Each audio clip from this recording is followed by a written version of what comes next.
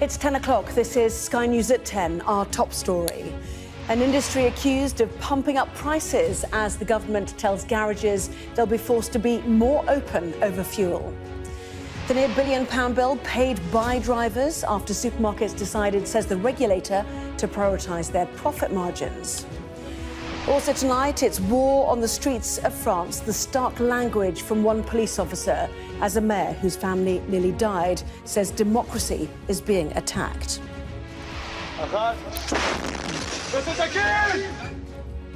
The battle inside a West Bank town as Israel's military launches its biggest operation there in nearly 2 decades.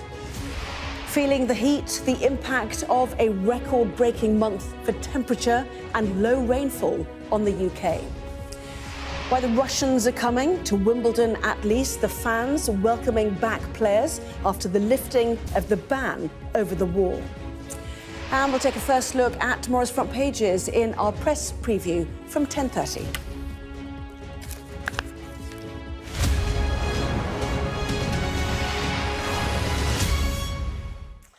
Hello there, good evening. Our biggest supermarkets could have put the brakes on higher fuel prices driven by the war in Ukraine, the competition regulator reported today. Instead, they built their profit margins, increasing the cost of filling up the average car by around £3 a time.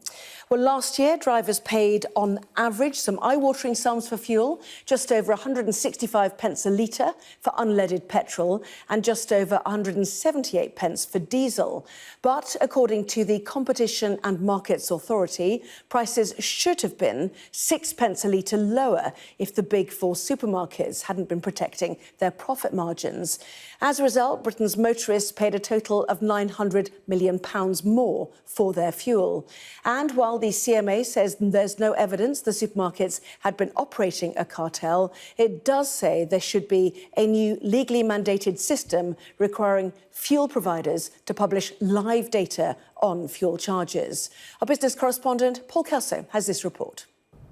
So there's Sainsbury's, 139 a litre for petrol, 143 for diesel. Wonder if that'll be the cheapest we can find. In Watford, like pretty much every town in Britain, you have to work quite hard to find the cheapest tank of fuel. And look at that, 10p more expensive. That's because supermarkets aren't working as hard to keep prices down, according to the competition watchdog, which says profit margins have grown. Asda in particular, historically has been the cheapest of the supermarkets. Back in 2022, they took a decision to increase their internal margin targets, actually treble their margin targets. We saw a similar move by Morrison's to double their targets. Now, in a market where competition is working well, you'd expect other retailers, other supermarkets, other fuel retailers to respond competitively, to seek to win market share. We haven't seen that happen at all. More than half of the price of a litre of petrol is made up of fuel duty and VAT, with another quarter or so set by the oil price. After refining costs and exchange rates, the retail spread, including costs and profit, accounts for 11%. But the CMA found that while the pump price here in red has fallen from its peak of almost £2, the gap with the wholesale price in black has grown. A1 taxis run 150 vehicles in and around Watford, offering fixed prices. Yeah, no worries. It's going to be around 10-15 minutes, yeah? Adil says the lack of competition for fuel is hitting drivers and customers. The supermarkets, there's not been much difference in price between them and your Shells and your BPs. With our client base being the working class, how do we reflect that in the prices without upsetting them and losing our customers? The supermarkets say they are committed to competition, but government will now force them to share information. So it turns out Asda is the cheapest just from Sainsbury's, but it's taken quite a lot of driving to work that out. The recommendation is that it's made easier for drivers by retailers providing real-time live price information that could be used on a phone, could be on your sat-nav, make it easier for you to find the best deal. That will increase competition locally, hopefully bring down prices. Motoring groups say the move is overdue. We see today very much as a landmark for drivers. We hope that it's going to lead to fairer pricing on the forecourt going forwards. The presence of a fuel finder to allow people to find the cheapest fuel near them is a good move. Wider profit margins at Asda and Morrison's have come after both were subject to debt-fuelled takeovers. With financing costs to meet on top of inflation, drivers may have to wait for a better deal. Well, Paula SIM, Buckinghamshire for us tonight. And Paul, the government moving very quickly to back up this report today, but in it, evidence that there are more challenges for drivers to come.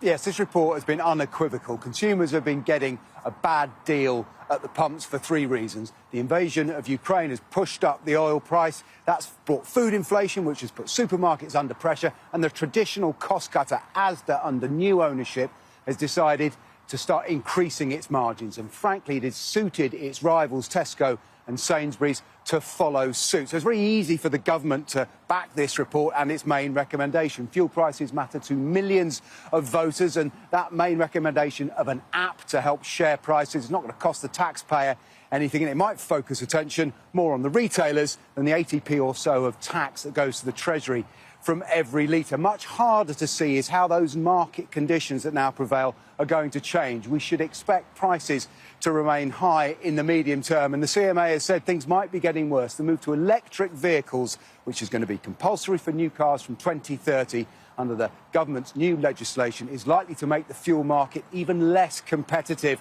for those who can't afford to make the switch. Paul Kelso, thank you. Hundreds of Israeli troops were deployed today in a West Bank town in one of the biggest operations in 2 decades. At least 8 Palestinians were killed in Jenin. The UN Secretary-General was said to be deeply concerned. Well, the Israeli army launched its attack early this morning, deploying a force described as brigade size, which could be as many as 2,000 soldiers in the north of the occupied West Bank. The refugee camp in Jenin is around 90 miles from Jerusalem and home to around 14,000 Palestinians. Our Middle East correspondent Alistair Bunkle reports. The first Israeli drone strikes hit Jenin shortly after 1 o'clock on Monday morning. The Israeli military says they hit a joint operations centre, which was a meeting and sheltering point for wanted terrorists. By dawn, army vehicles were on the streets of the city, closing off roads and shutting Jenin down. There are around 1,000 Israeli soldiers involved in the operation. Our forces entered into the terrorists' nests. They eliminate terrorists, they arrest wanted persons, they destroy headquarters and seize many weapons. They destroy laboratories on an almost industrial scale, laboratories from which they created explosives intended for the slaughter and murder of Israeli civilians. Heavily armed bulldozers were sent in to counter the threat from roadside bombs and clear the streets, tearing up the tarmac to make it harder for militants to move around. And Israeli soldiers have knocked holes through walls to make sniper positions. Residents in Jenin were sent text messages urging them to stay indoors.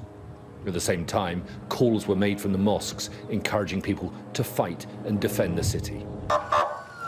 Ambulances rushed to help the wounded and collect the dead. I can't sleep because all this noise and all these bombs around us. I can't move because the Israel army, they are occupied all the streets. They don't allow for us to move. At the same time, it's dangerous to move. Israel target any person who just move. So we can't be in their face, or we can't be in the live by normal way and stay in our home as curfew. We can't move. It's not allowed for us to move. The operation was approved after a series of events in recent weeks. 4 Israelis were shot dead at a petrol station in the West Bank. And a few days ago, this video was released by Palestinian militants attempting to fire homemade rockets into Israel. The message from the IDF is that this is a limited operation to restore deterrence, and they don't expect it to widen beyond Jenin into other parts of the West Bank. They won't put a time limit on it, but most people expect it to last a few days. Alistair Bunkle, Sky News in Jerusalem. People talk about riots, but for those on the front line, it's war, a senior police officer near Paris told us today. He was speaking as the mayor, whose family escaped after a car on fire rammed their home at the weekend, called those attackers assassins. Our Europe correspondent Adam Parsons reports from Les Roses, a suburb to the south of Paris.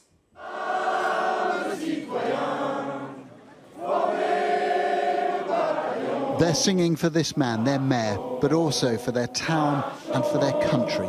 The French national anthem is all about pride and resistance, and on the streets of Les Roses, we found both. They were cheering the mayor, Vincent Jeanbrun, whose family had to flee their home when it was attacked using a burning car.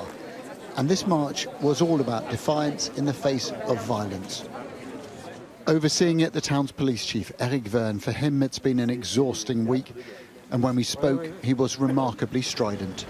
Nous, quand on est intervenu, pour nous, c'était pas des émeutes, c'était la guerre. People talk about riots, but for those of us who have to deal with it, it's war. Those people who stand in front of us, they're there to kill us. They have Molotov cocktails, they have cobbles, they come within 3 meters in front of us, they throw enormous slabs of pavement at us. They try to kill us, not to play with us. They're there to kill us. The mayor looked haunted. He is a symbol of this fractured, tired country.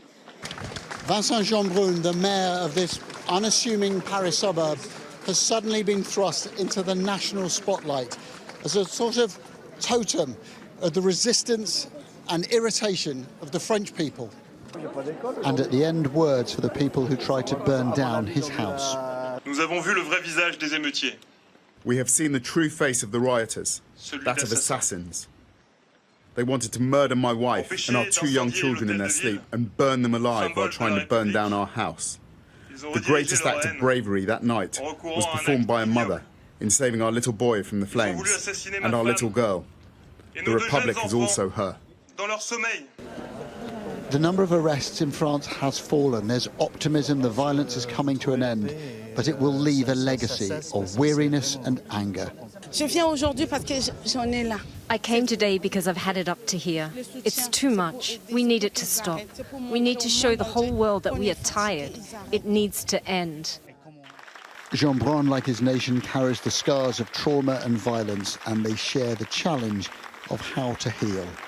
Adam Parsons, Sky News, Les Roses. And we'll have more on the French protests a little later in the programme. One of the men who says he was sexually assaulted by Kevin Spacey said he'd threatened to knock him out one of the times he touched him. The Oscar-winning actor behaved like he could groom his alleged victim, a London court heard today. Our arts and entertainment correspondent Katie Spencer was there and warning her report contains flash photography. While millions have seen Kevin Spacey star on screen and stage, the first alleged victim to give evidence in the trial against him said watching the A-lister act makes him feel sick. Spacey once again arriving hours before he was needed in court and described as being slippery, snaky, a predator. The alleged victim, a driver who encountered the Oscar winner on a number of occasions in the early 2000s, said Spacey would always sit in the front of the car and was very touchy-feely, recalling 12 occasions when he started to grab me and grope me. There were incidents where he'd grab my hand and put it on him, then he'd laugh it off. Every time I said no, he'd leave it a month and start again. Dropping him off at a showbiz party once, he said Spacey had had a couple of drinks and was quite fired up. He grabbed me so hard I almost came off the road. I pulled over and said, "Don't do it again or I'll knock you out." He laughed and said it was a turn-on. He said, "Come on, let's go to the party, don't be silly." The jury hearing how the man told police, "I used to call him a weirdo. He used to laugh about it. He wasn't embarrassed. A couple of weeks would go by and he'd do it again."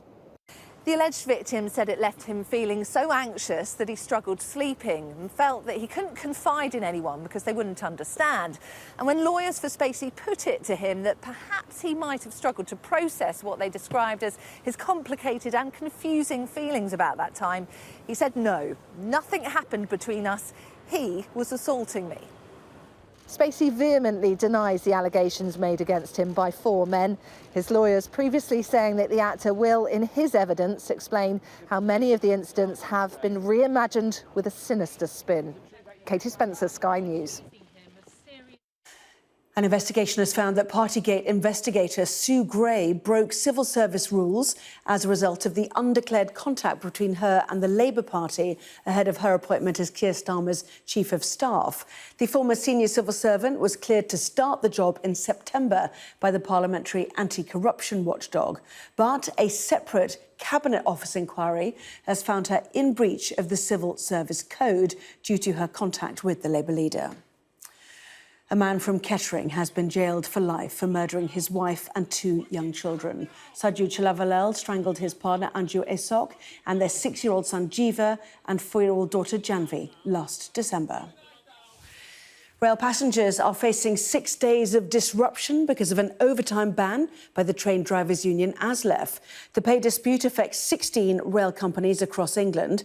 The union's boss told Sky News his members would take action for 2 decades if necessary. We're going to keep taking action until someone listens to us. But it doesn't look as though they're going to. Well, if they Sounds don't... like you're whistling in the wind. Well, if we have to whistle in the wind for 5 years, 10 years, 20 years to get somebody to the table, this will be resolved at some point and somebody will talk to us properly at some point. And the fact that we're willing... Look, we've just had to refresh all our mandates once more under the Tory legislation for our industrial action. They've come back higher than they've ever had before, been in strike now for 14 months, and our people still are sending back in excess of 95% for action, short of strike and strike action. That tells you the strength of feeling about the people I represent. This isn't Mick Whelan saying we want to go on strike. This is the members of ASLEF saying they want a fair deal. The summer of 1976 has gone down in now misty memory as a record breaker, but the heat of that summer, at least in June, was surpassed this year for the first time. It was, on average, 15.8 degrees in the UK across last month, nearly a degree warmer than the previous record. And it's had a hard impact on the environment, as our climate change and energy correspondent Hannah Thomas-Peter reports. A grim task for John Ellis from the Canal and River Trust, removing dead fish from the Grand Union Canal near Solihull. The oxygen pumps installed here weren't enough to save them. It's just one incident of dozens across the country over the past few weeks, and evidence of the impact of temperatures that the Met Office has confirmed delivered the UK's hottest June on record. It's been an unprecedented month. What we're seeing is dissolved oxygen levels in the water that are so low that they can't support fish life.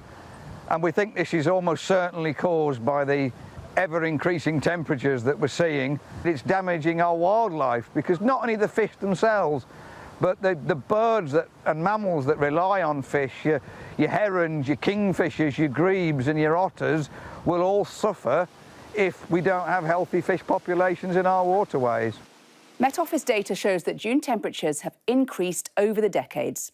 This jagged line shows June extremes. Here are the previous high points in 1940, 1976, and now, of course, 2023. But this dotted line shows the trend in average temperatures for the month. And over the last 40 years in particular, you can see it's been going up. It reflects a more general trend. All 10 of the UK's warmest years on record happened in the last 2 decades. And 2022 was the hottest of them all, with the average year-round temperature above 10 degrees Celsius for the first time ever. Scientists warn that these conditions bear the fingerprints of climate change. In the atmosphere and in the global weather patterns, we have natural variability. So there's a natural phenomenon that always occurs year on year. What's different is the background state of the warming climate that in some senses give that turbo boost to that natural variability. The ripple effects of a hot start to summer have been widespread, from new hosepipe bans in Kent and Sussex to this a few weeks ago in the Scottish Highlands, dry vegetation fuelling wildfire. Hotter, drier summers in the UK, pleasant for many, but also a sign of how our world is changing. Hannah Thomas-Peter, Sky News. Now, we've watched scenes of violence condemned across France and beyond over recent nights. But one of the rioters involved has told Sky News that people would be back out again if necessary. He said those rioting had been fighting the injustice of French society. He was speaking to our correspondent, Tom Parmenter. He too is 17, the same age as the teenager Nahal, who was shot dead by the police. Right, you okay? Yes. For him, it was an easy decision to go out and join the rioting. The death of Nigel, I was revolted. It was an injustice. We were a group, and the group effect with the euphoria, adrenaline to be... Euphoria and adrenaline to be in front of cops. It was to attack the symbol of the state. He was in Nanterre last Wednesday as lawlessness took hold. The next night, he was in Aubervilliers as this northern suburb of Paris burned. If there is another police abuse, I will not stay in my room and just see the medias. You'll go out again? Yes. If the number of policemen and the violence of policemen heights, the violence of us will height too. It will all just come up? Come up, yes, come up. As we spoke on this quiet side street, a military patrol turned up. They slowed right down, but did move on. With the death of Nigel, this is the proof of we need to film control, or every time the police speak with young people. We saw that in England but the cops who have the body cameras. The body camera, yes, I think it's a very good idea. And that would make you more confident to deal with the police? Yes. But have you achieved anything, do you think? We don't know. It will be, we will know that when the policemen will be judged. There are a lot of fights to do to have justice in this country. I think he would do it again, and there are thousands like him. The divisions at the heart of all this seem as deep as they've ever been. Tom Parmenter, Sky News, Paris. One set of sporting visitors, Australia's Ashes team, may not be the most welcome in this country right now after the controversy in yesterday's cricket test. The treatment of Russian players at Wimbledon last year, there was positively Siberian in comparison, with them banned over the war in Ukraine. That has now changed, and at least one of their number was warmly welcomed by fans as the tournament began, as our sports correspondent Rob Harris reports.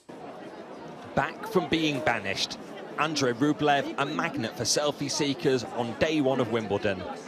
The blanket ban on Russians has been lifted this year, but this anti-war player has to compete as a neutral, as do all players from Russia and Belarus as the war on Ukraine continues. Although we've made the decision to admit those athletes this year, that doesn't change our position on the war in Ukraine. We completely condemn Russia's illegal invasion.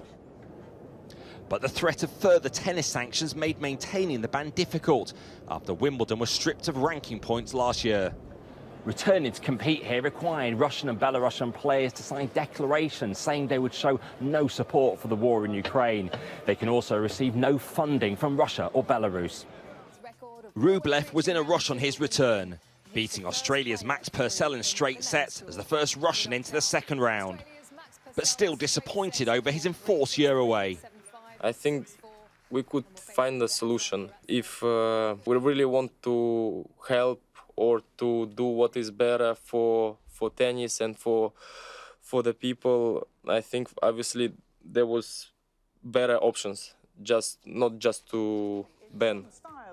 There was home joy with Jodie Burridge into the second round for the first time. Oh, I had so many people there today, but you know, I know it's all support. I know they're there and want the best for me. And on days like today, when you get a win and a win at Wimbledon, my first win, it's such a big win for me. It's so nice to have people around you, so I'm so happy that they were here to support. Liam Brodie is also through, but Harriet Dart's Wimbledon ended prematurely.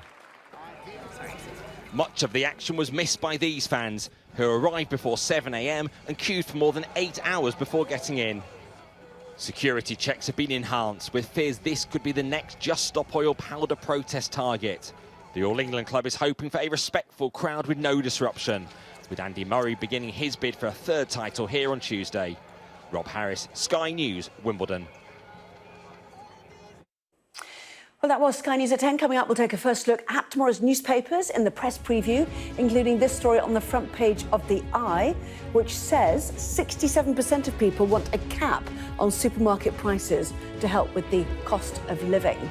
Well, tonight we're joined by Pippa Crerar, political editor of The Guardian, and Harry Cole, political editor of The Sun.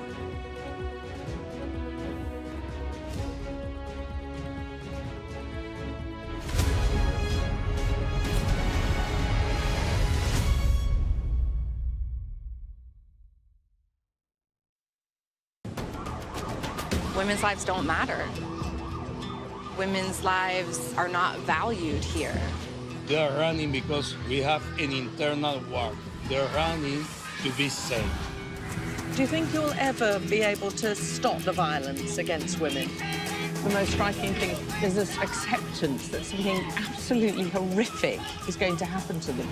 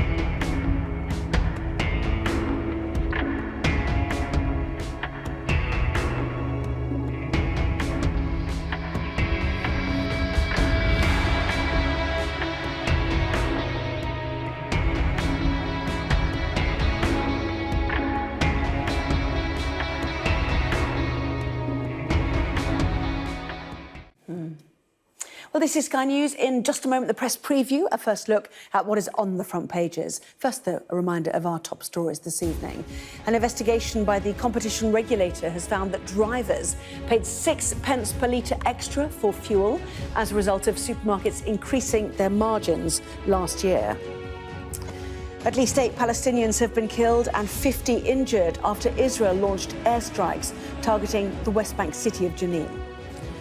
And hundreds have taken part in peace marches across France after 6 days of violence in the country.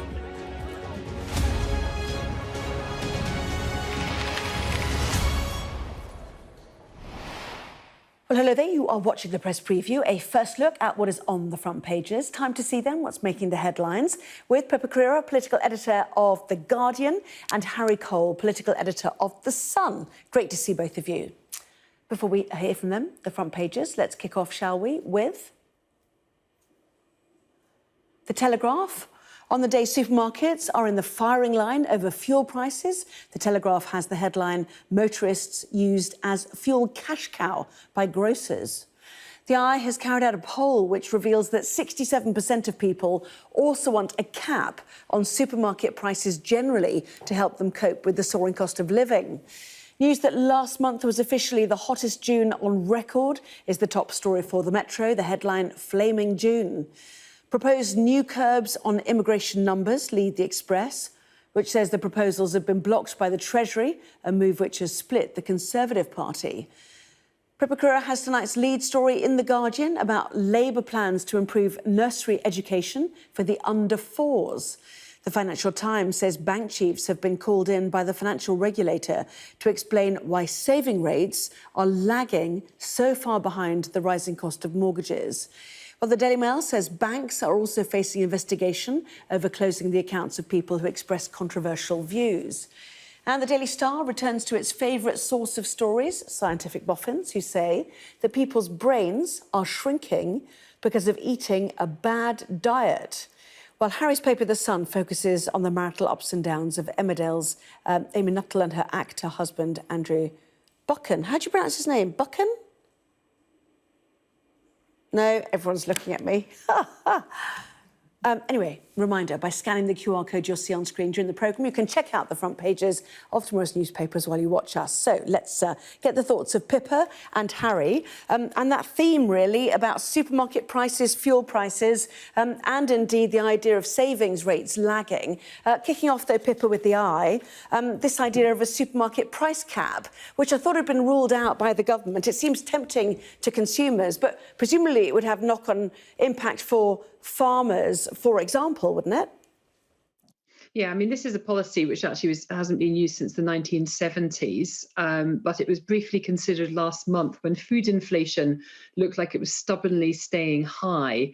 It's 18.4% at the moment, but earlier this year it reached a 45-year high of 19.1%, which is, you know, a massive figure and one which we all feel when we go to the supermarkets and fill up our trolleys, and you know, even the most basic goods, milk, eggs, bread, things like that, have soared in price.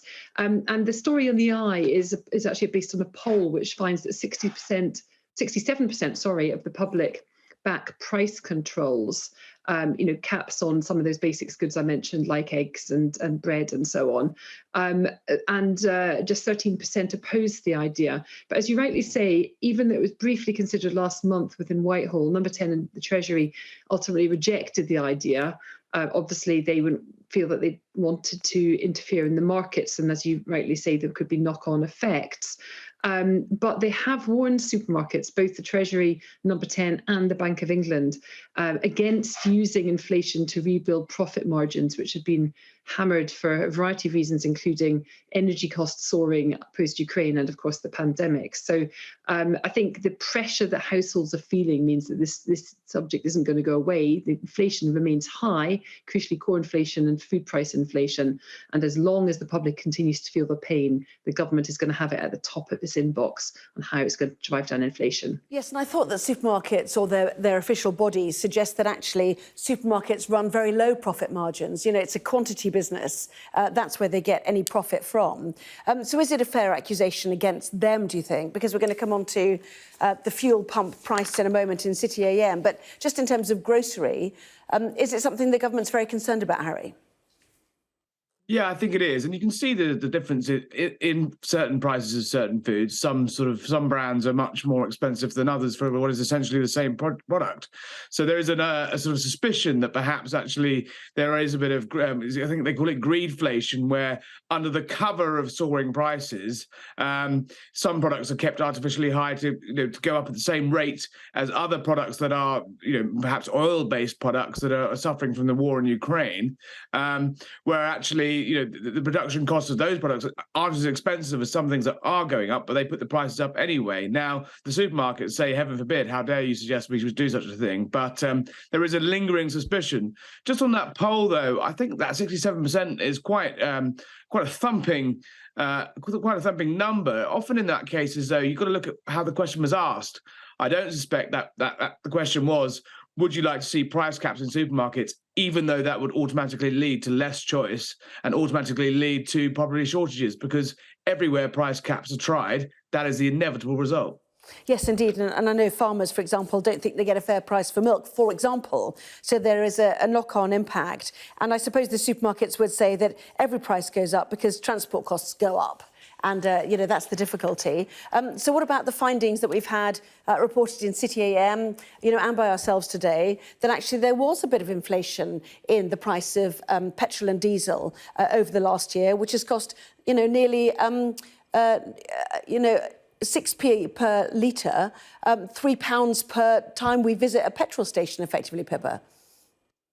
Yeah, I mean, this is the results of a year-long inquiry by the Competition and Markets Authority, which have looked at the Competition Watchdog, which has looked at what's going on petrol forecourts, where obviously we've seen prices going up quite substantially, and they're suggesting that petrol might have been 6p a litre cheaper had retailers passed on the wholesale savings. And I think it's even more, I can't remember the exact figure, I heard it earlier, it was about 13p or something like that for diesel. But anyway, it was a larger increase. And the supermarket fuel margins, these are between 2019 and 2022. And City AM says £900 million, so almost £1 billion, was siphoned out of customers' pockets in total. So there's various things that are going to happen. The government says it's going to legislate to guarantee more transparency in the market in a bid down to drive down prices over time. And the CMA is calling for a plan to help drivers get fairer prices, including a new fuel monitoring body to hold the industry to account. City AM says that that could also be backed up with legislation as well to make fuel retailers provide up-to-date data on pricing. I mean, this all comes back to the same thing, is that consumers are really feeling the pinch on top of all the other cost of living pressures. They're feeling it at the supermarkets, they're feeling it at the petrol forecourts, and the authorities, the governments and the various arm's length bodies are going to have to act to try and ease some of that pressure. And on a slightly different but kind of connected story, the Financial Times reporting that the financial watchdog is summoning bank chief executives to address concerns that saving rates are lagging behind the surging cost of mortgages. 'Twas ever thus, I think, probably. But again, this has also been a concern of people, isn't it? That, the banks gain while punishing others, effectively.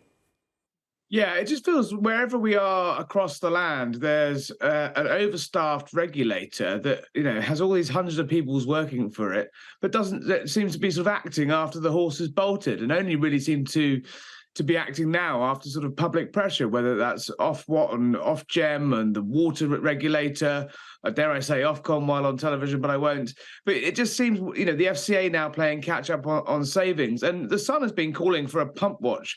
There's regulator for supermarket prices for months and months and months, years, in fact. As long as I can remember, we've been saying, look, supermarkets are ripping people off. And the Big Four have finally been named and shamed. But it's taken years to get to this point, and that's absurd. And especially, it shouldn't have taken that massive soaring of petrol prices last year in the wake of the invasion of Ukraine to get to this point. The government have been asleep at the wheel for this for more than a decade now. And you just think, what are all these people doing? What are these regulators overstaffed with people when, they seem to be failing on every count? I'm going to stay with you, if it's all right, because it's Inside the Sun, Harry, which is Rishi's summit on tackling the eco-toffs. Tell us more. Yeah, so Wednesday, I think morning, he's going to be meeting with the cops. He's going to be bringing in sporting bodies, the big organisers of sport, the football managing bodies, to basically say, look, you've got to sort this out. We've got a new football season starting. We've got 2 weeks of Wimbledon. We've got 3 more test matches. We've got the British Grand Prix. Sort this out. You know, Johnny Burstow managed it. The Prime Minister makes the point in an op-ed in The Sun tomorrow. You know, you've got the laws. You've got the powers. We've given you those powers. Now start using them. So a bit of a sort of banging of the heads together, I think, coming, because the point the Prime Minister was making is that, you know, these protests are happening in every other country around the world, but it's only us that seem to be putting up with it so frequently, and allowing a couple of, you know, sort of eco-swampy trustafarian types to ruin days out for everyone else. So I believe it when I see it actually happen. But again, once again, it does feel like the horse has somewhat bolted the stable, and the door is flapping open, and the Prime Minister only now really is beginning to try to shut it. Yes, and you know, controversy rages about the efficacy of these protests, Pippa, but also about the police powers as well, which were themselves controversial. Yes, and of course, the police have more ramped up powers. I think it was last year that they came in order to be able to crack down on some of these protests, but civil rights groups felt that they went too far, and that actually there was existing legislation that they could have used.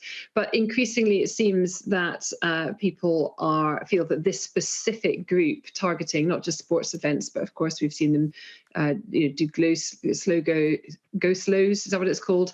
You know, marching down streets and sort of blocking traffic and so on as well. The Ending Extinction Rebellion have really sort of got the public's backs up, and so much so that I think one of the original founders of Just Stop Oil, and funders indeed, said a couple of weeks ago that actually it was about time that they rethought their tactics, because if they ended up just antagonizing the public rather than winning them over to their arguments, then actually their point, you know, the point of their protest was questionable. And surely the one thing that they want to be doing is to win over the public, so that it exerts pressure on politicians. And if they're failing to do that, then I think maybe some of those tactics need to be revisited.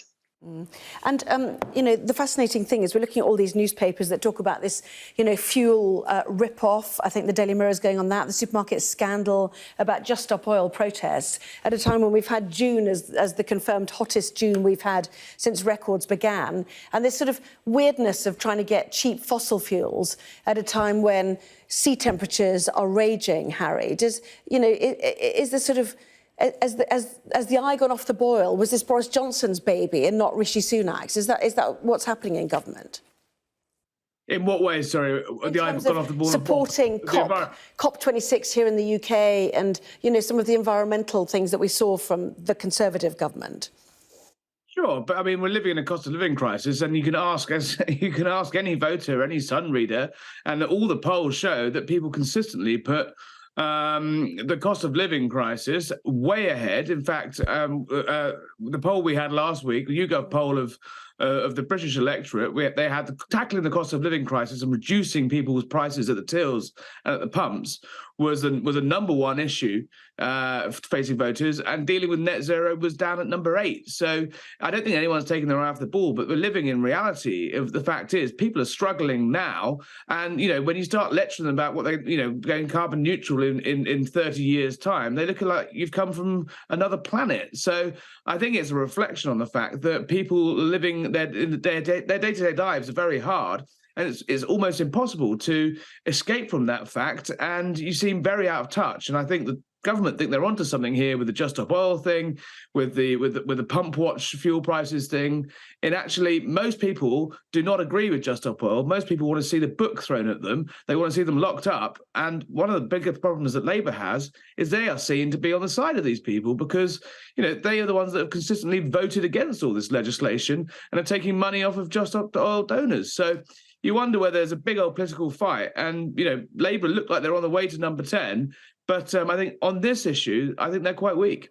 Yes, and one wonders how long, therefore, the cost of living and inflationary pressures crisis continues, and whether it does have an impact on policy proposals like, you know, ban on petrol cars, for example, Pippa. Well, that's one of the things that's been under discussion. The government said this morning, Downing Street said this morning, that there was not going to be any reversal or withdrawal from that pledge. And I think the problem that governments face, or political parties of all colours face, is that while the very acute, in the moment cost of living crisis obviously needs to be dealt with, and people need to be supported through it, and we all know the factors that have led us to this position, successive governments haven't done enough when it comes to preparing us for a carbon neutral future. And long-term planning, Boris Johnson got this actually, but long-term planning is absolutely key, else we're going to end up in the same position in 5 years, 10 years, 15 years time. And energy prices will increase as our own supplies dwindle and fewer new licenses get granted. We'll be more dependent on foreign states that produce oil, like parts of the Middle East and so on, and Russia, if relations ever get back to some sort of normalized position. And actually, in terms of long-term energy security, it's not just about the security aspect, it's also about driving down prices and control ourselves. So investment by successive governments over a long period of time up until this point would have eased some of those pressures. We'd have our own renewable regenerative energy here in the UK and wouldn't have to be so reliant on others. So there is an argument that while, of course, the cost of living crisis in the here and now needs to be addressed, we also need to take the long-term approach at the same time and make sure there's provision there in future for being more self-reliant when it comes to energy.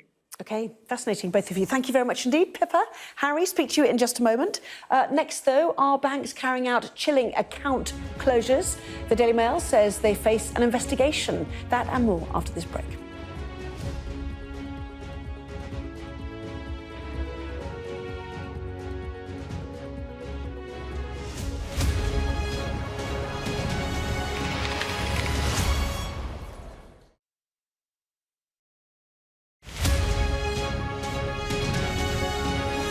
So the legislation came out in 2007, just on the eve of the smartphone. So, of course, it led to a drastic opening up of gambling, and online is where the majority of the harm is that we're seeing in the clinics. So the ease of access, the ubiquitous advertising, the way in which it has embedded itself, particularly into sports and our national sports, has led to significant problems. And as a result, we have hundreds of gambling-related suicides every year, many of whom are young men. If we're going to get serious about this, we do need to focus on restricting the exposure to children and the softening of attitudes as children get into adolescence and beyond. They're unaware of the risks that they're entering into. So we do need to restrict advertising. It's been done across Europe now. There are many countries well ahead of us. So advertising, particularly when children are exposed during the day and into the evening, would be a start to this. But we also need to address the problem of where individuals open accounts and then the industry are trying to move them over with aggressive marketing to the online casino gambling, and that's where the highest addiction rates and harm is. So there's a number of issues that the government haven't quite grappled with yet that we're calling for significantly better reforms around. But your viewers will be well aware of how ubiquitous the gambling advertising is across our screens and the radio, the majority of which is online and targeted to people. So again, once you've opened the account, you're going to get a significant increase in marketing as well. And it's those people who have the most problems that are getting the most marketing. Now, on the issue of sports sponsorship, we've got the introduction of this voluntary ban on sports on football, Premier League football shirts. Research is about to show that only 7% of gambling logos are going to be addressed by this voluntary ban. So these are the kinds of issues where reforms are just not going far enough to reduce the harm and get to grips with the level of suicides that we're experiencing. People who are coming to us are metaphorically on their knees. They're suicidal, they may have lost relationships, they may have lost their homes, and we need to do much more to prevent the harm in the first place.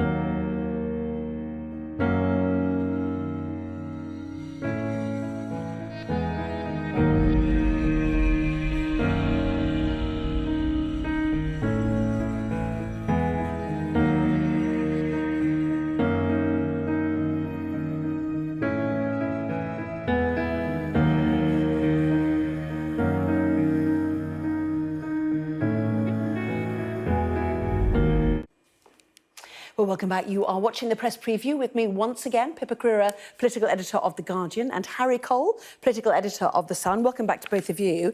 Pippa, we're going to get to your story in The Guardian, if that's OK. And there has been a great deal of concern about, firstly, the cost of nurseries and therefore how ratios of care are changing. So what's the plan that you've heard about from Labour that you've reported on here?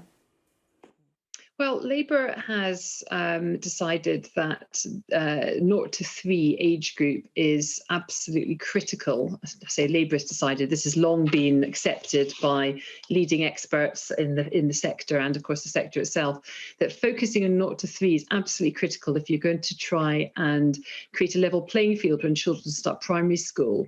And I interviewed Bridget Phillipson, the Shadow Education Secretary, who said that even when she went to visit primary and secondary schools, head teachers would say to her, if Labour win the next election and end up in government, you end up running the DfE, if you have any money, please focus it at 0 to 3s, because that is the single best way of trying to sort of create opportunity and eradicate inequality. And it's long proven. People like Andrea Leadsom on the Tory side, as well as obviously historically Tessa Jowell, who's behind setting up Labour's Sure Start centres, have always agreed that this is a priority. So Labour is basically saying that this is going to be a priority. And in terms of doing this, and the story that we've got on the front page of The Guardian tomorrow, is that they're going to look at putting in graduate educated, so degree level teachers in nurseries. Of course, lots of stuff in the nurseries, particularly private ones and voluntary sector ones, are currently not degree level educated. They're nursery nurses and so on. So it's about raising quality across the board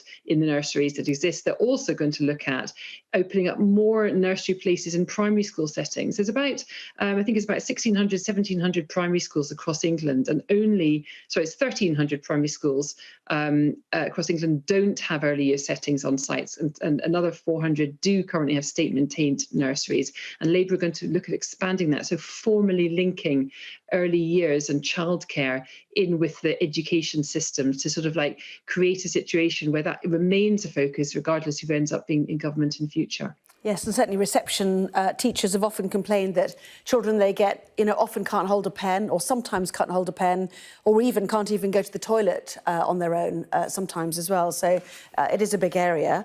Let's move on to the Metro, shall we? And the story that she who judged rule breaking broke the rules. Tell us about that, Harry. Yeah, well, sort of. I mean, this is the sort of long-running, but ultimately slightly damp, squibby investigation by the Cabinet Office that Sue Gray managed to slightly waterhole by having absolutely nothing to do with it. So this was the Cabinet Office led. They're keen to stress it was a civil service led investigation into the former sort of Whitehall enforcer, who was actually not right at the centre of things right when she left, but still pretty closely involved at the very top. Basically said, look, evidence suggests that she contacted Keir Starmer Keir Starmer contacted her in October of last year. She continued to work for the civil service for 4 months, and therefore the rules were broken because she didn't declare that contact. But it's been sort of lawyered to death, the sort of statement, and so they inserted prima facie, which basically means, look, we've had a look about it, we can't prove it either way. This hasn't been tested in any court or won't ever be, but it looks to us like she broke the rules. And Labour, quite rightly, frankly, have gone, yeah, booyah to that. Let's move on. She starts in September, 6-month cooling period.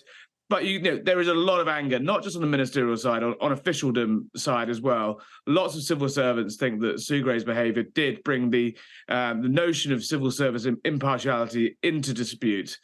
Whether she was doing anything wrong or briefing Starmer behind the backs or any of that, the appearance of neutrality is as important as the neutrality itself. So lots of sore wounds there. The amusing thing, I think, though, is that the way the polls are going, if Sue Gray carries on working for Labour past the general election point she's been hired for, she's going to be back probably in Whitehall where she left off, with lots of people who are quite grumpy with her still. The Tories might be gone, but there'll be a lot of senior civil servants who she'll have to work with again, who frankly are spitting tax.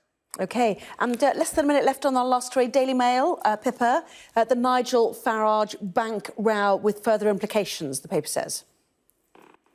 Yeah, well, this is a suggestion that, I mean, Nigel Farage obviously was complaining the other day about his bank account being shut down without warning. Since then, we've had a series of campaign groups, individuals saying that similar had happened to them. And it's become a bit of a political storm because it's not, I think that lots of your viewers as well, or some of your viewers may have been in a position, a similar position. And what Farage is saying is that his account's been closed because they don't like his views on controversial topics.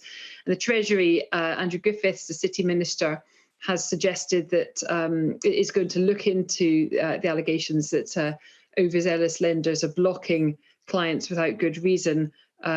Various Tory MPs have complained. Anthony Brown, who I think ran the British Bankers Association, I hope I've got that that right. Pippa, I'm rushing you. Apologies, we're running out of time there. I'm going to have to call a halt, if you don't mind. Pippa Career, Harry Cole, thank you very much indeed. We'll see you for more, obviously, in the 11. For now, thank you. To the weather now.